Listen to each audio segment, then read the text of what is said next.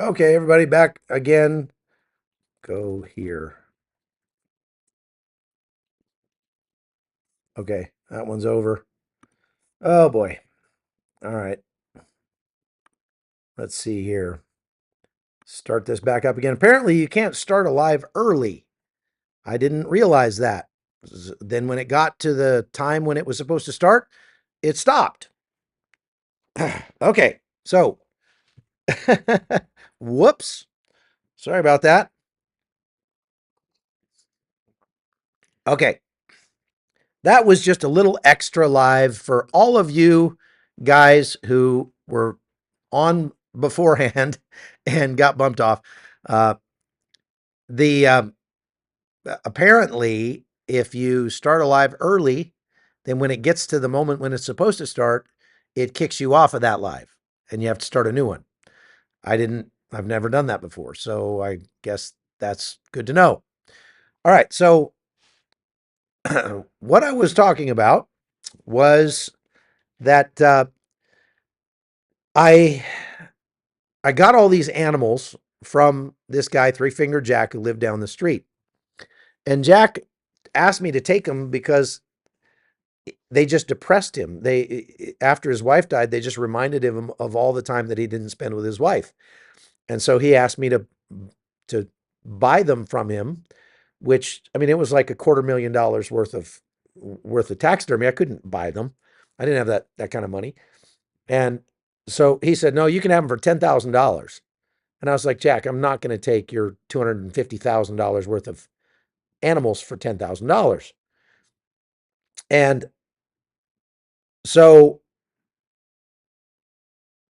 what I did do was made him a deal that I would help him sell those animals, and then I would use some of the sales uh, to get the ones I wanted. And so basically, I got a few of his mounts for free for helping him sell the rest of his mounts. Anyway, that's how that went. And he really likes it that we have these taxidermy mounts in the lodge here because hundreds of people every year get to see them and enjoy them. And we've got his picture up. So everybody tells the story. So he will live on at the lodge once he's gone. He's currently in his mid to late 80s, something like that. Great guy, though. Really like old Three Finger Jack. Anyway, so what I wanted to talk about today, and I'm going to do it as fast as I can, is I'm going to tell you my story of how I was first introduced to combat during Operation Just Cause in Panama in 1989. Today is the 35th anniversary of the invasion. And so 35 years ago today, right now, well, I'll tell you what I was doing in a minute. But first, let me back up and tell you how we got there. So, give you a little background. Manuel Noriega declared himself president of Panama after Omar Torrijos was killed in a suspicious plane crash. And I guess he may have been on the ballot. They may have actually had a um, election for the at first, but eventually he just declared himself president for life.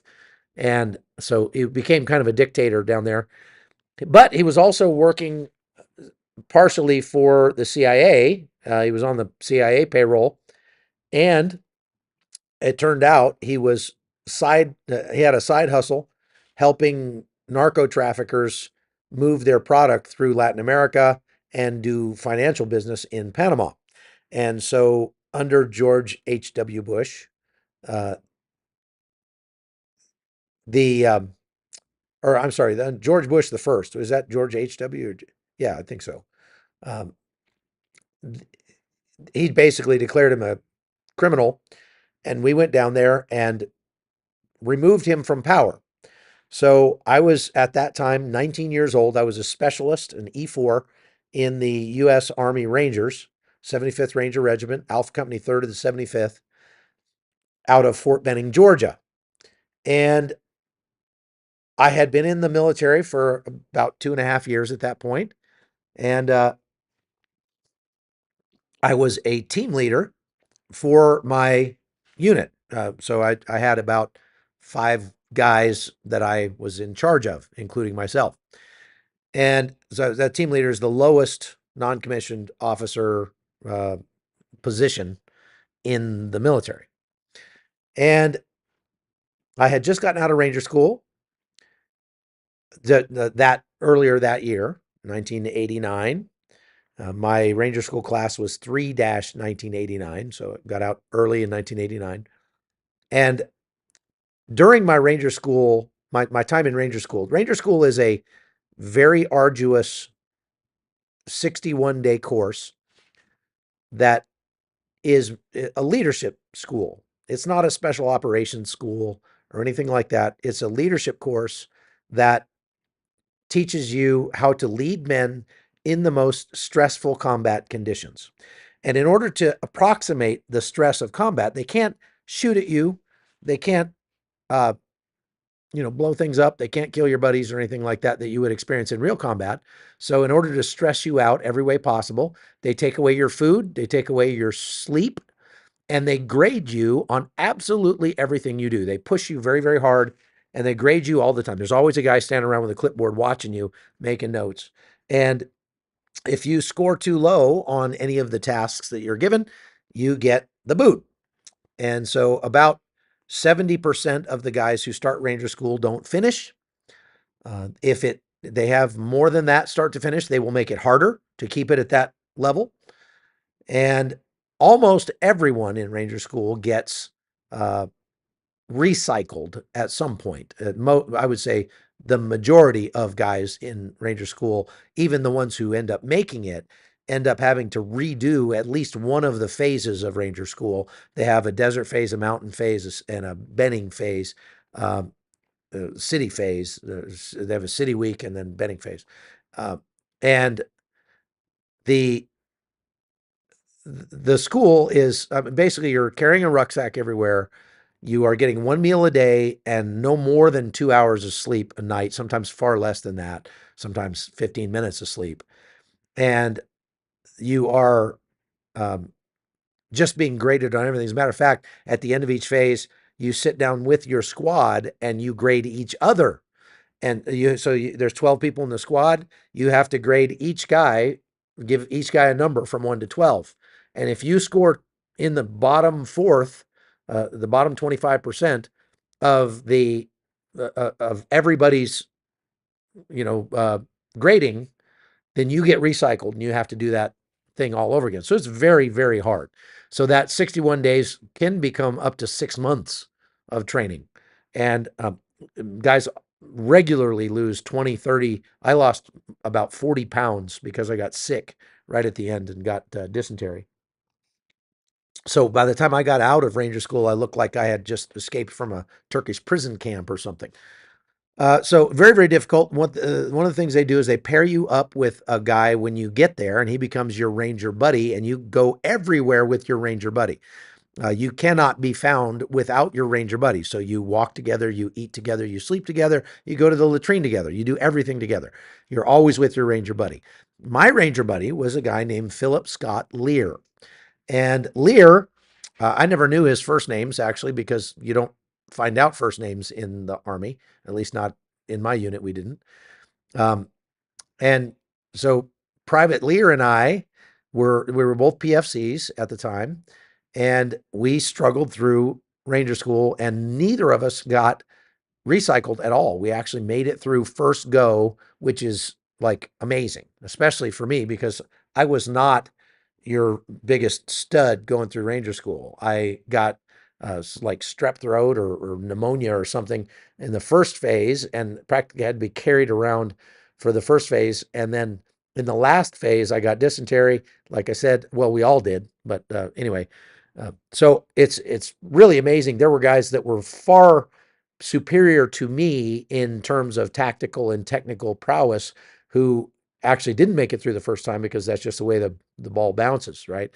Um, so when I got through Ranger School, Lear and I parted ways.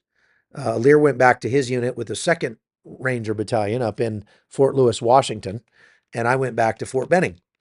And so not just several months later, after we got out of Ranger School, we were back together training for this real world mission into Panama to take over Panama from the brutal dictator Manuel Noriega. Um, they they do a lot of training for these missions. This is not the kind of thing you just jump on an airplane and end up, next thing you know, you're in combat.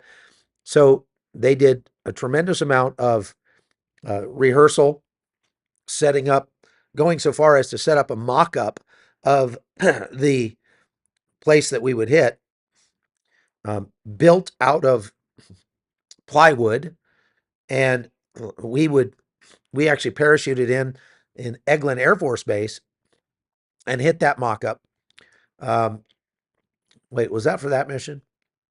I forget. I know we went down to Eglin for that, but we just practiced over and over and over and over again. And it looked like we were going to go in October because there was an incident. You know that the United States had like 19,000 troops in Panama, and it's one of the only times we've actually invaded a country we already occupied, which was weird. But the the mission that was almost went off in October because there was a or a Marine Corps major who got shot, and his wife was hassled at a checkpoint out in Panama City. And so they almost kicked it off then, but then they decided to wait. Then we went down to, uh, we got to like December, and we thought, they're going to put it off. We were supposed to go on block leave, so the entire unit was supposed to go on Christmas vacation about the 20th of December. And on the 19th, they called us into the unit, and we showed up. We thought we were going to, you know, get signed off on. Ho ho, thank you very much. Have a good Christmas, and off we go. Matter of fact, my girlfriend was waiting for me to come back to where she lived so that we could go visit her family for Christmas. And I never came back because they locked us down as soon as we got into the base. Wouldn't let us leave. And they were like, "Get your gear, it's on. This is a go." So we got all our stuff, which we usually kept packed anyway, took it down to the airfield where there were a whole bunch of C-130s and 141s waiting. And they started issuing us live ammunition, which was like a buffet. It was cool. They had a kind of a building set up there, and we just walked through, and they had boxes of every kind of ammunition: grenades, landmines, stun grenades, fragmentation grenades, rifle grenades, rocket launchers, you name it. Just like a, you know, Disneyland for soldiers. And take all you want, whatever you want, as long as you got your basic load.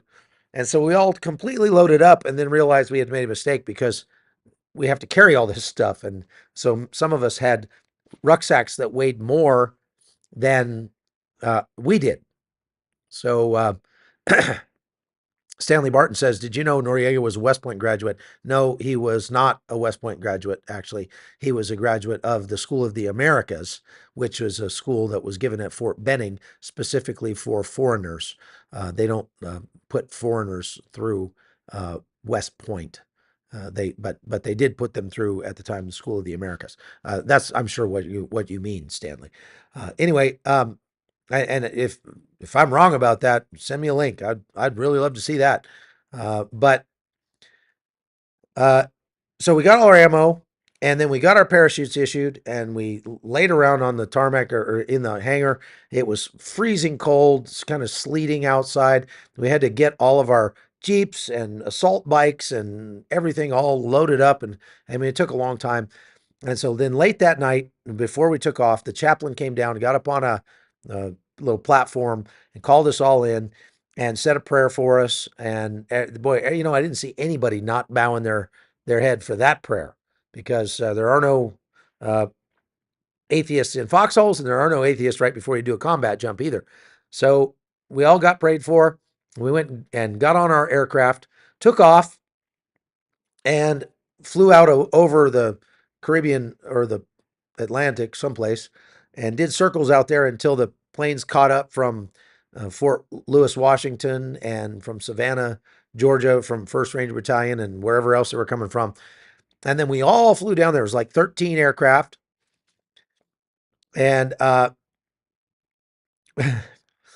and so I want to describe for you the last couple of minutes before we parachuted in. I'm not going to have time to go through the whole invasion, obviously, but I want to kind of get a little more granular on what it was like being in the aircraft that right before we jumped on for our first combat jump. And it was the first combat jump since the war in Grenada in 1983. Hi, baby. Baby, you got home. Um, so we've all been on this aircraft for about 4 hours now. We're packed in like sardines.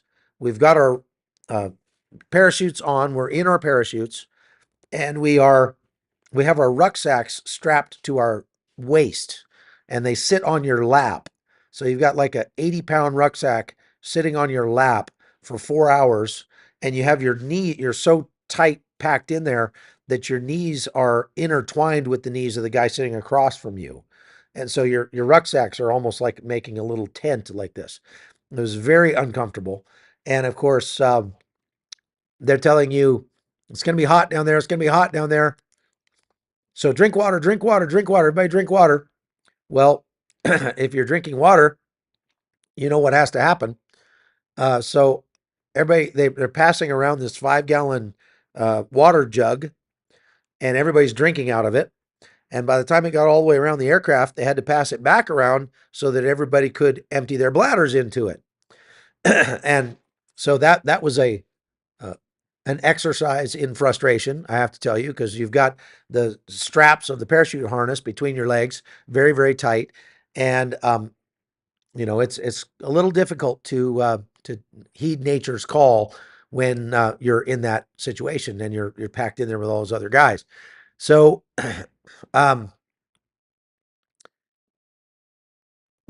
it got about halfway around and was getting full of urine, and one of the guys pulls out his combat knife and starts to scratch a big X in the side of this plastic garbage can. I mean, garbage can, water can.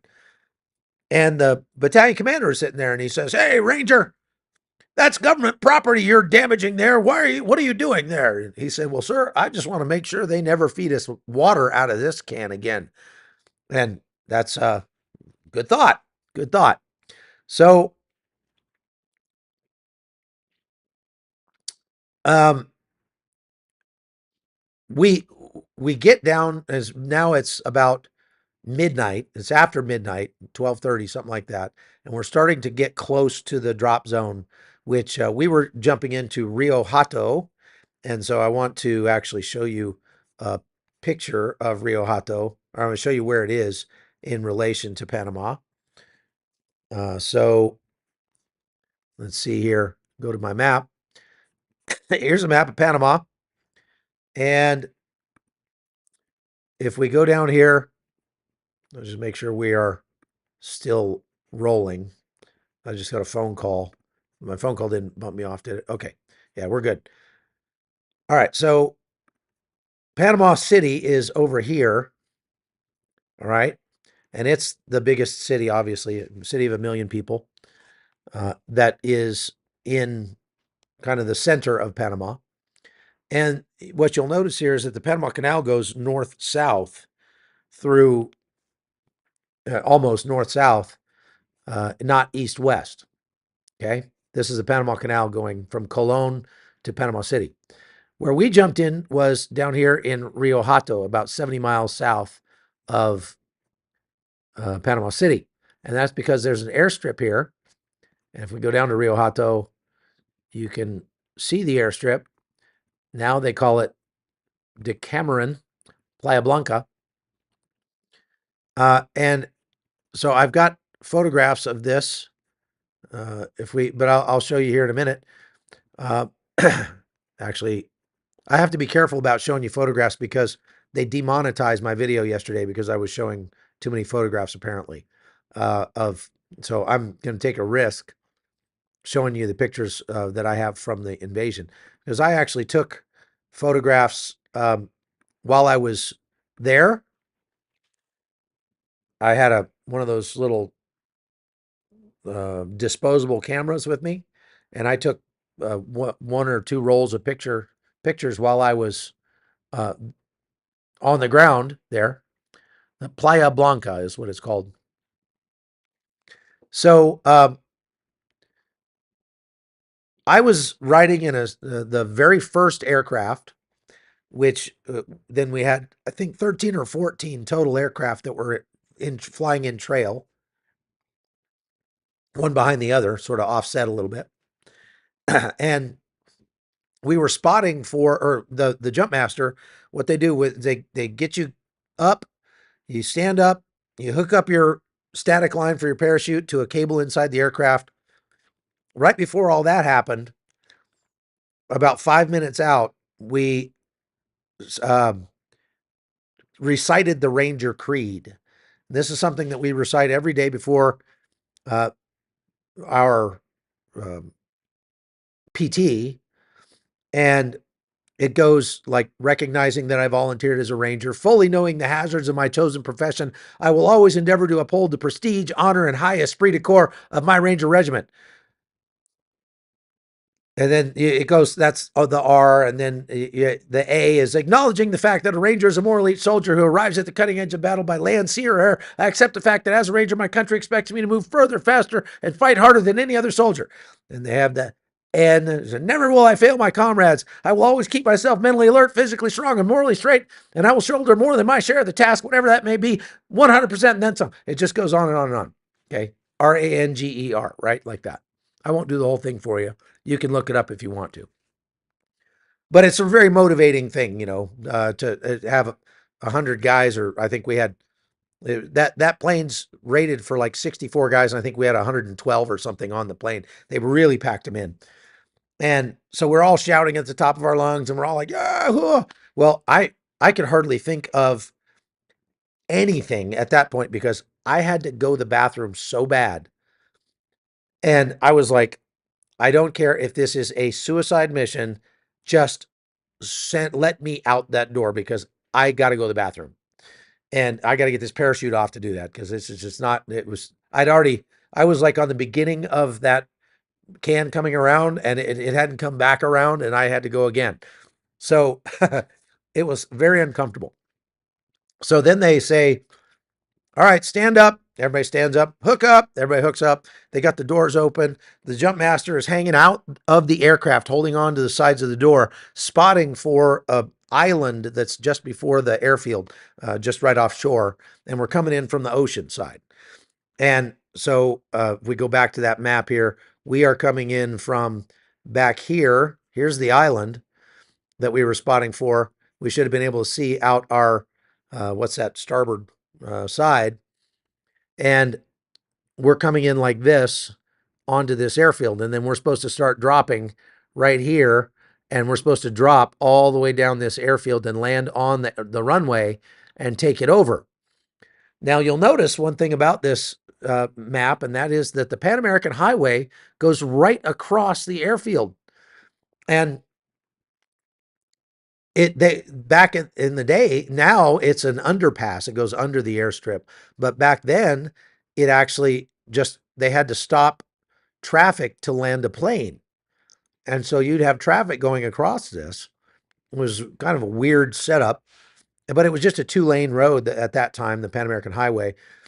So it wasn't like tons of traffic or anything. But anyway, so we stand up, hook up, shuffle to the door, stand in the door, and they're telling us, okay, about 10 seconds out, they say, uh, stand in the door, and then you're like standing there holding onto your reserve parachute, except a lot of guys didn't take a reserve because we were jumping. Normally we jump at between 850 and 1350 feet with a static line parachute. It takes 250 feet for your chute to open. And you're going to fall 250 feet before your chute fully deploys and slows you down. And so 850 feet was the lowest we would jump in training. But for combat, we were jumping below 500 feet. And since we knew that going in, a lot of guys elected not to even carry a spare parachute, which just adds weight and stuff. We already had enough weight. I personally carried a spare parachute because I'm like, I need all the help I can get. Okay. And I might just pull that thing, even if my chute does deploy, and I'm just going to, you know, try to make sure that I get on the ground safely. So, you stand in the door, you grab your parachute, and then the green light comes on, and guys start stepping out that door. Boom, boom, boom, into the void. It was pitch black. It's 1 o'clock in the morning. And we had studied the maps. We had studied the photos of Rio Hato. We knew that we were supposed to meet up. Our assembly area was over here, right about, let's see here. I'm going to turn on right here at this institute, General Tomas Herrera Institute. Okay. And it was like the West Point for Panama. And it was supposed to be empty. They said all the cadets were home for Christmas. And so we would just sweep through these buildings and make sure that they were empty. And then we would move on to our secondary objective. And we actually never quite made it to our secondary objective. I'll tell you why in just a minute. But anyway, the green light comes on. Guys start stepping out into the void. And I completely forgot about the fact that I had to go to the bathroom because the adrenaline just took over. And I was like I was one of the first guys on the plane. So I'd be the last guy, one of the last guys off the plane. I think I was the second to last guy off the plane, the first aircraft. And so everybody's shuffling toward the door. But I mean, for a minute, I couldn't even move because there were so many guys packed in that they had to kind of spread out. And so I'm watching that green light. I know guys are going out the door, but I'm not moving, and I'm getting more and more frustrated. Like, come on, let me out, let me out. And the Connie's here. You probably need some. Take that in the other room. Connie's trying to mod, but she's hearing. She's got audio. So finally, I start to move, and I'm shuffling with my rucksack on, and I'm just like, let me out of this plane. And the plane is making its way down the runway. Everybody's jumping out. And then right about the time I cleared the benches that everybody was sitting on, I had like 5 steps to go to get out the door. The red light came on. Like, because we were, at the end of the runway. And if the red light comes on, then you're not supposed to jump. You're supposed to stop. But all my buddies just went out the door, and I'm still in the aircraft. And the jump master says, not jump master, the Air Force zooming. Jump master had already gone out. The Air Force crew chief on the aircraft stepped up and put his hands out like, stop. And I like hit him right in the chest and pushed him out of the way and just jumped out the door because there was no way I was not going out the door. There's no way I was going to fly back to Fort Benning and not get the combat jump because, the red light came on. And so I ended up going out way on the north end of the airstrip. I landed, go back and show you on the map here. If we go back to the satellite view, I landed right about where the tower is right here today. Now, it wasn't there then.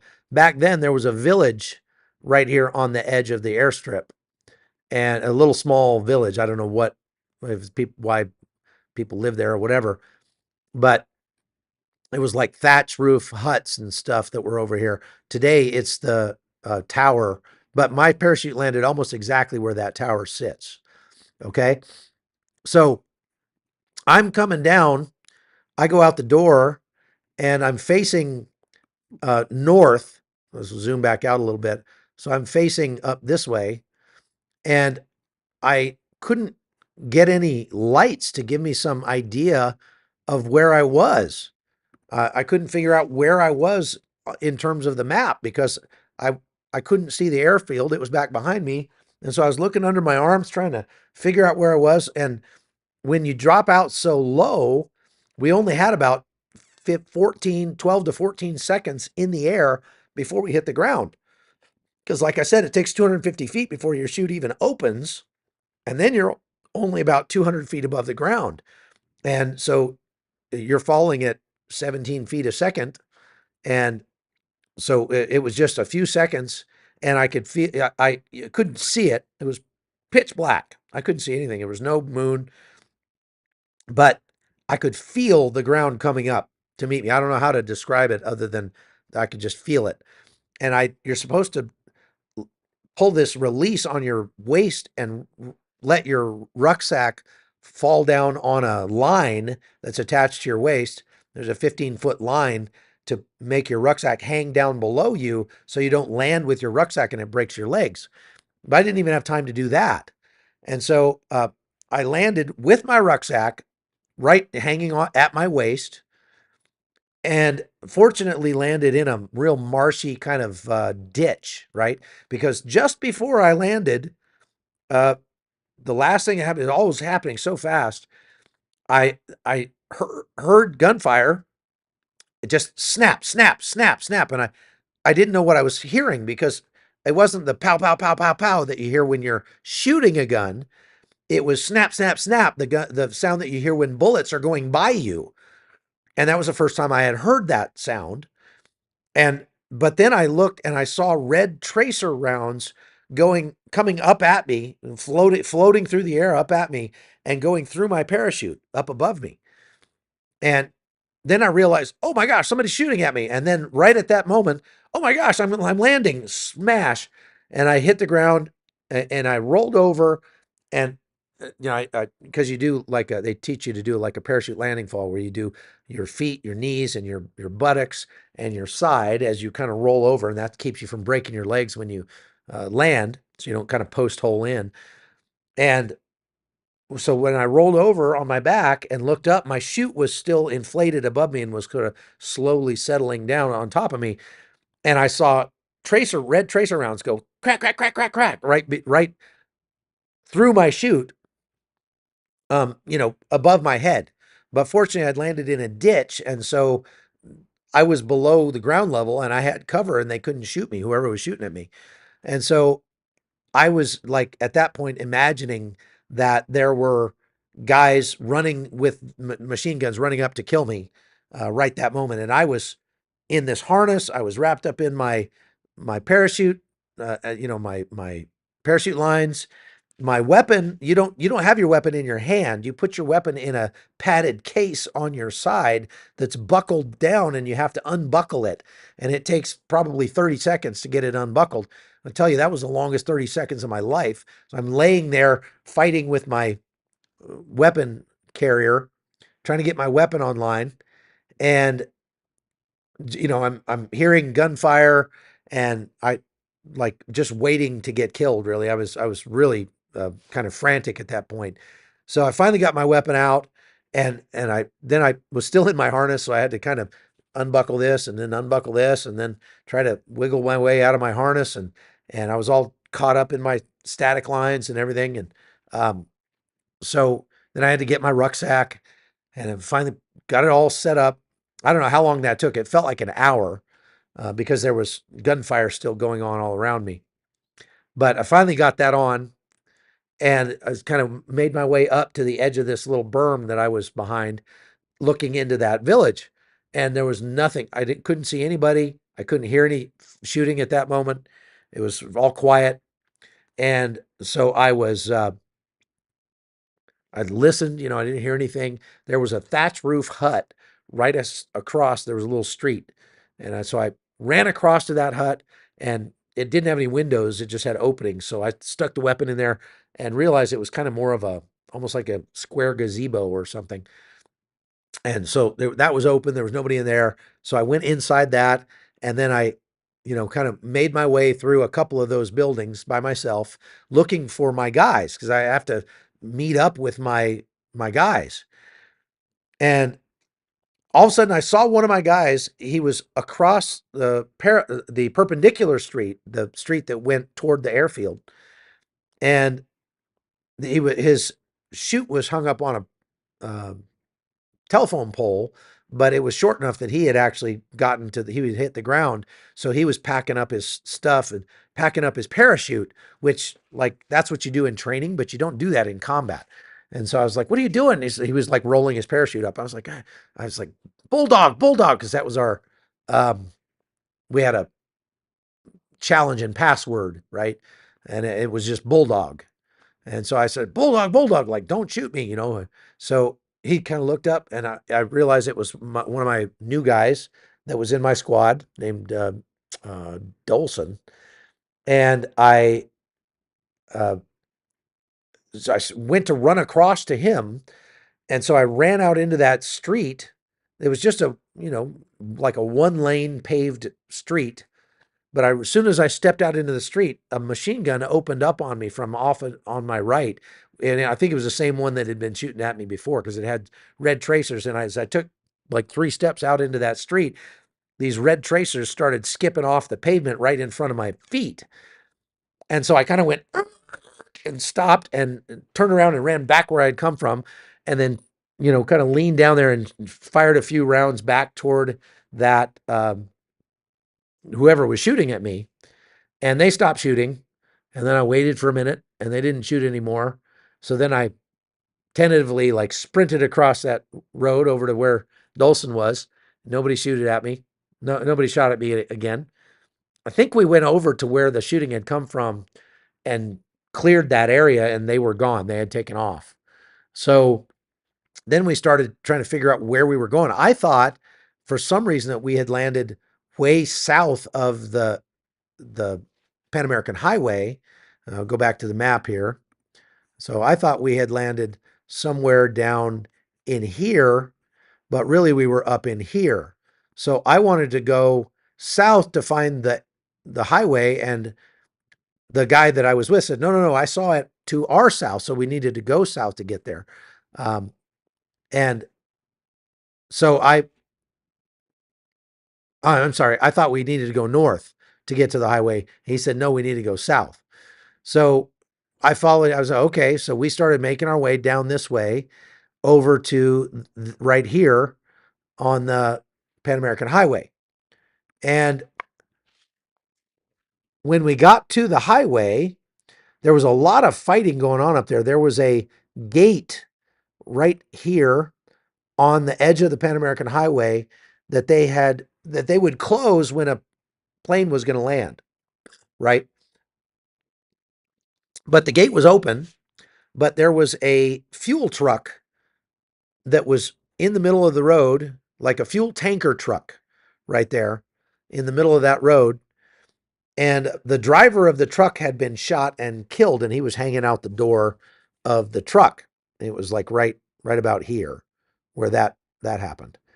And it had a big yellow like siren kind of light on top of the truck that was going around. I remember that very clearly. But he was not a threat, and so we decided we were going to move towards the institute over here where we were supposed to meet up with the rest of our platoon. And we went to move across the airfield, but there was so much shooting going on up and down this road that we didn't want to cross this road. And so we were kind of trying to decide what to do. And we were hesitating a little bit.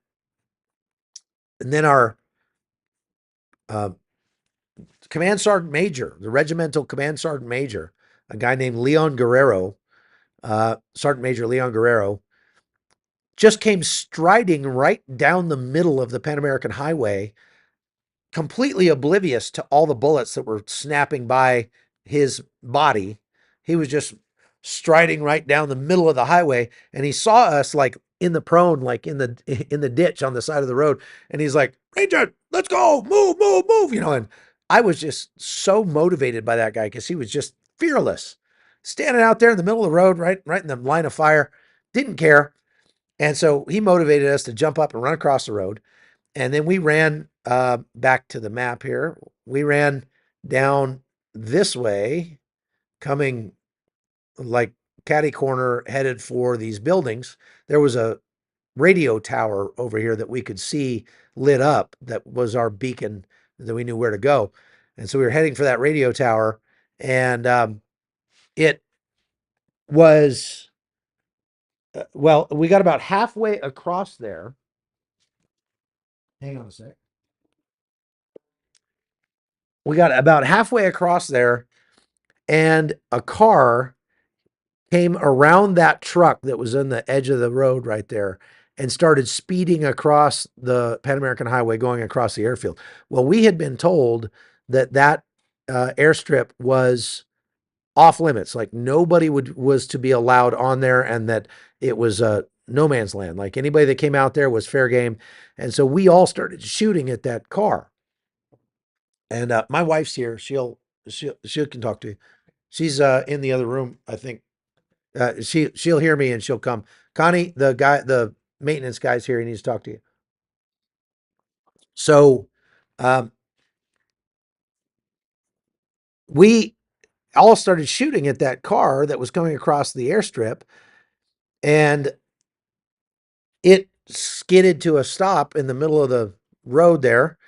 And somebody jumped out of the driver's side of that car and ran around and opened the back door. Well, by that time we had sort of dialed in on him and put him down, and the person fell over in the back seat of that car. So then myself and one of my privates jumped up and ran over to the car to sort of check it and clear it, you know. And when we got up close to it, my machine gunner noticed that the person had long hair, and he said, "Oh, I shot a chick." And sure enough, it was a female, but he reached over and rolled her over, and she was laying on a rocket propelled grenade. She was about to pull out a grenade launcher and shoot it at us. So then he went, "Oh, okay," and turned around and walked off. So, I mean, it's terrible stuff to see. Terrible, terrible, terrible stuff to be involved in for sure. And, really is the kind of thing that will give you nightmares later. But talking about it certainly helps. Anyway, so we went then over to our assembly area where we picked up most of the rest of our platoon.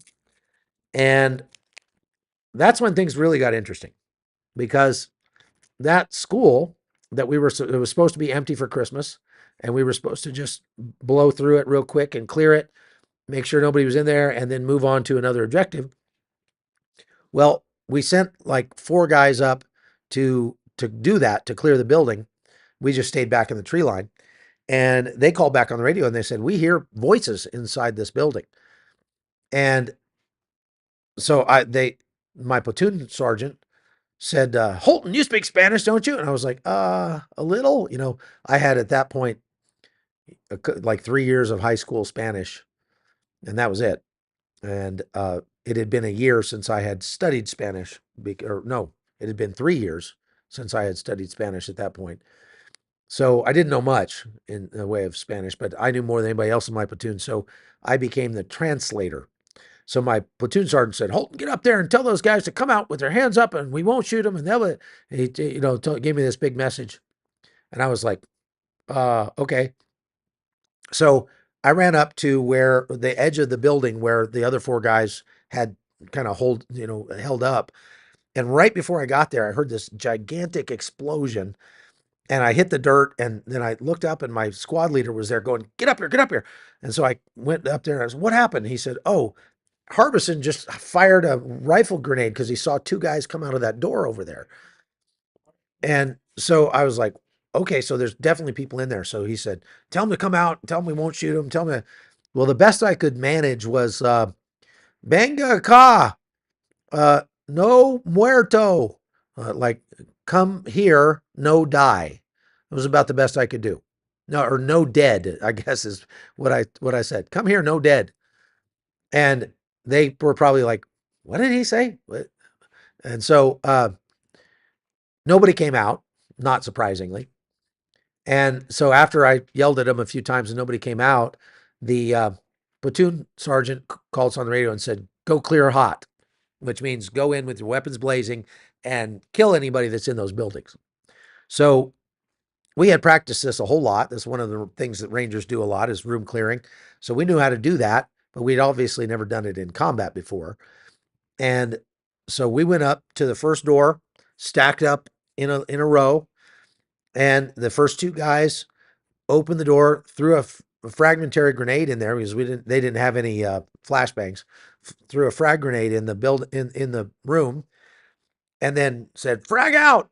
And of course, it's pitch black. I've got one ear plug in and one ear plug out, so I can hear. That's why this ear is half deaf nowadays, because that was my system back then. So I would protect one of my hearings. So the grenade goes off. What we didn't realize is that just above our heads, that room is a concrete wall, concrete room, but above our heads was a bunch of louvered windows, glass windows, and it just shattered those windows, and all that glass came down on our heads. But we hardly noticed because as soon as the grenade goes off, you kick the door in and you go in with guns blazing. So the two guys in front of me, Sunshine and Stoner maybe, went through the door and went bang, bang, bang, bang, bang, and fired it up and then stopped. Well, the grenade had actually had landed on the top bunk of a bunk bed and had gone off and had set the mattress on fire. So there was some light to see by. And at first, we didn't see any people. And so they're like, nobody here. And then right about after about 1 second, like 6 guys jumped up from underneath the beds, all going, no mas, no mas, no mas, all trying to surrender. And only one of them had actually been shot by our guys going through the door. He'd been shot in the leg. And the rest of them had miraculously been fairly uninjured. Their bell was rung from the grenade for sure. And a couple guys had a little bit of shrapnel in them. But so we told them, get out, get out, get out. So we hauled them out of the room. Well, as they were doing that, me and the next guy, I guess it was Stoner, was with me, went to the next room and went to clear the next room, because you don't just clear one room and then you're done. There were 3 rooms there that needed to be cleared. So we go to the next room, and I had the grenade, but I opened the door, and before I could throw the grenade, I saw that it was a large room, and it had about 20 bunk beds in this room, all crammed in there. And from underneath every one of the bunk beds, I could see a pair of hands sticking up, like, no mas, surrendering. And so I didn't want to throw a fragmentary grenade in there and hurt or kill some of those guys because they were trying to surrender. And so you I just held on to the grenade, and I saw that the pair of hands closest to the door that was sticking out from under the bed, the guy had a flashlight in his hand. So I grabbed his flashlight and shone it in the door and started saying, afuera, afuera, afuera, out, out, out.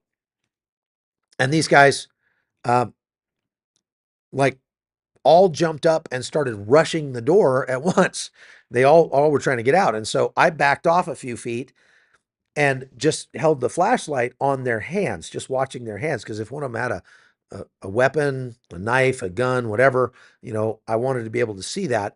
And so I've got my weapon trained on these guys, and I'm watching their hands with that light.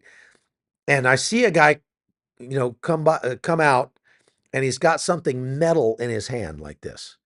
And I had a grenade in this hand still that I was just holding.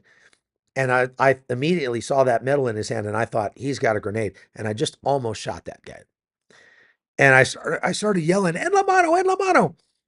And he kind of went like this and opened his hand up, and he had a metal watch that he was holding in his hand. And I thought, oh my gosh, dude, you just almost died for that watch. I was like, get out of here, go, go, go. So we moved on to the next room. The next group of guys moved on to the next room, and on it went. Long and short of it is, we took 217 guys out of the school of the Tomasitos, and we didn't kill any of them. They all surrendered. They were cadets, mostly 17, 18, 19 years old. And we got them all out in the building was horseshoe shaped. And so we got them all out in the courtyard of this building. And we found a couple of them who spoke some English. And so we got those guys together and they said, "We've been waiting for you. We've been told that you were coming. We expected you to invade. We've been waiting for you to get here." But and I'm like, "Well, why didn't you fight back?" And they said, "Because the guy who has the key to our arms room isn't here. So we couldn't get our weapons out anyway. So we just hid under our beds and decided to surrender." And we said, "Well, good on you. You know, it's a good job." But we saw like four guys go running before we came up to clear the first room. We saw like four guys go running through the breezeway out behind the building into the jungle. And you need to go get those guys and tell them to come in, or we're going to come find them, and it's not going to go well for them. So these two guys that spoke English and Spanish got up and went in front of me, and I came behind them and I followed them through the breezeway going out to the back of the building. I still had that flashlight, and I was, concerned that these guys were going to run away in the jungle and I was going to lose them or something. So I was focused on them with that light, not thinking at all about the fact that I was the only light around. And so I was a target for anything out there. And so they got out, and there was a basketball court behind the building, and then it dropped off into the jungle after that. So we got out behind there, and they're yelling out into the jungle, and some guys come out with their hands up and start to surrender. So now I've got my light on those guys, and I'm focused on them. And off to my left, I hear this metallic ka-chunk. Now, it took just a half a second for me to realize what that was. That was the sound of a weapon jamming. And then I realized it all hit me all at once. I am a gigantic target out here with this flashlight, and somebody just tried to shoot me. And so the light went that way, and I went that way, and I hit the ground, and we started, the guys in front of us hit the ground. We started shooting over their heads, out into the jungle, except it dropped off. So whoever we were shooting at, it was going over their heads. And as soon as that happened, a pistol came flying up onto the basketball court. And after that, a rifle came flying up onto the basketball court and kind of clattered on the pavement there on the cement. And then a guy came up with his hands up and surrendered. And we went over and grabbed him. And it turned out he was like a lieutenant or some officer. He was the guy with the key to the arms room who had run off. And so he was the only guy that was armed. And I went over to the weapon that he had thrown, the rifle. It was an AK-47. And I looked at it, picked it up, and there was a round jammed kind of like stovepiped into the chamber. If you know anything about AK-47s, those things don't jam. You can drag them through the mud, you can run them over with a car, and they're going to work. They just don't jam. And it's a miracle, I think, that gun jammed, because that guy was trying to shoot me, and his weapon didn't go off. Now, as it turns out, many years later, after I moved to Panama, I found out I was trying to get in touch with the chief of police in Panama because we had a mutual acquaintance that wanted me to give him something, and I arranged to meet him for breakfast. And so his name was Gustavo Perez. So I did some research on the guy before I went to see him, and lo and behold, started putting the pieces together, doing my research, and figured out I think Gustavo Perez was that guy that tried to shoot me. And he had ended up serving some time in prison, and then got out and ended up in government and ended up becoming the police chief of the entire country. And so I went and had breakfast with him, and I did not share with him that I was one of the Rangers who arrested him that night. But and because I'm not positive of that fact, but I have a sneaking suspicion just from all of the details that I learned about where he was and what he did and who he was at that time, that yeah, he was the guy who tried to shoot me, and we ended up becoming friends. So uh, I'm going to end it right there. I know, I mean, there's a lot. I just want to show you some pictures now for those of you who stayed on long enough to listen to all my rambling. Uh, I've got photographs from that. So I'm going to show you some pictures real quick. And so I got to go back over to my map over here and go over to my pictures. This is my squad. And take a guess which one of those is me. I'm, let's see, I'll narrow it down. Actually, the hole you see in the wall back there behind behind us is the rifle grenade that, where is he? This guy right here fired. Oh no, no, it was Harbison that did it. He's not in this picture. The guy fired at the guys who were running. The breezeway is over here, just over the left shoulder of this guy on the far right of the picture. But I'm the second guy in. I'm the guy with the uh, M203 grenade launcher with the weapon pointing straight up, and that's Chester, Jamie Chester, right there. There's our squad leader, Glenn Fryer. This is Lavoie. And that is Dolson over there. He was the guy that his chute got caught on the telephone pole. As a matter of fact, that guy had never landed in an airplane. He had never flown until he went to airborne school, and he jumped out of every airplane he flew in airborne school. And then this was his next jump. And so he had never landed in an airplane when he jumped into Rio Hato. Isn't that something? So that's 19-year-old Chuck Holton right there. I'm going to go on here. This is our platoon sergeant, Sergeant Kelly. And this is the school that I was telling you about. You see the horseshoe-shaped sort of courtyard here. And those doors that I'm talking about are right over here off on this side. You see the first door, that's the one we threw the grenade in. The second door, that's the one where I got the flashlight and almost shot the kid. And then the third one is over here in the corner. And then that breezeway is right here. And so that's pretty cool. And this is Jamie Chester with his machine gun. This is a nativity scene they had at the school there where these cadets were. The nativity scene got kind of messed up a little bit. Some guys were using it for shade. And back behind the nativity scene is the airstrip back there a little ways. This is, you can see in this picture, if we zoom in, some of the 217 prisoners that we captured, and that's Tommy Stoner right there with his camouflage helmet on. We were there for several days, and we got kind of rank, and so there was a swimming pool that we decided to go bathe in. So we all went skinny dipping in the swimming pool there. And if you look closely, you'll notice something interesting about this picture is that I have an AK-47 because for about a day I carried that AK around.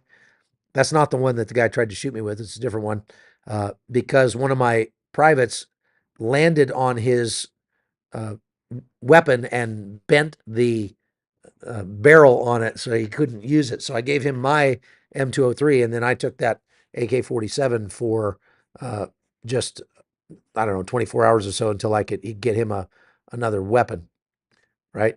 So little skinny 19-year-old Chuck Holton. And there we are skinny dipping in the pool. It's my turn. As you notice, everybody else got out because they figured I would probably leave a ring as I was so nasty. Here we are. This is follow-on mission where we're in an aircraft. We're in a helicopter. I forget where we were going on this particular one. I think we were going to David. This must have been like Christmas Day. And we were flying up to the city of David. This is a different route going out to the island of Coiba. And that's a Chinook helicopter there we were flying in. This is another shot out the back. We were in a HH-53 helicopter, which looks like this one you see out the back of the helicopter. Then you can see the dual rotor Chinooks off there to the left. We had about 8 aircraft in trail on that mission. Going out to, that was December 1989. And that's a 50 caliber gun right there that he's got in the door. This is the island of Coiba.